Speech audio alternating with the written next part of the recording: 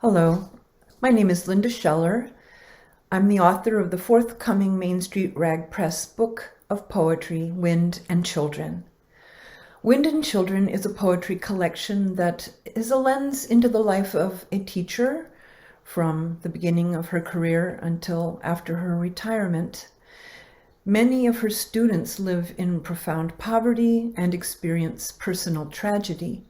So the joys of teaching are tested, and the lessons of compassion are also brought to bear on the students' suffering, and also the terrible legacy of environmental degradation which they inherit. But over the course of decades, what does prevail is strength, perseverance, and love. I'm going to read 3 poems from my collection. The first is called The Examination. It was first published in Poetry East in 1992 and then republished in 2011 in their anthology. The Examination. Heads bent over papers, my students sit hunched and silent like a cloud of butterflies forced to earth. Their music is stilled. Faces pulled down in unnatural gravity, as if the premonition of age had visited them, coating their wings.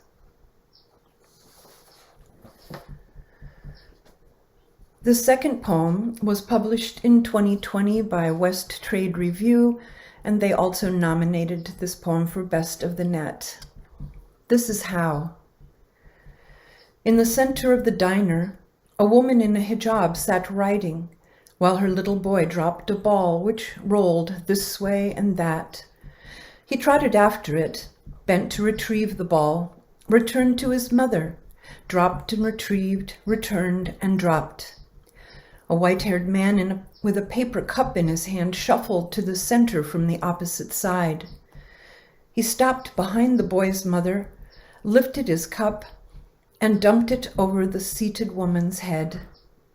Ice slid down her hijab and skittered across the floor. He yelled, "Get that brat out of here and go back to wherever you came from." The woman jumped up and shouted, "You bad man! My son did nothing wrong." The boy cried, and my daughter hid under our table. I sat in shocked silence.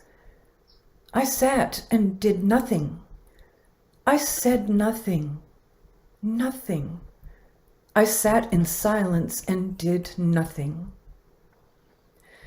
The manager ran over and yelled at the man, told him to get out and never come back. The manager apologized to the woman and gave her a package of terry cloth towels so she could wipe the soda from her hijab. I wanted to apologize to the woman. I wanted to tell her she is welcome here.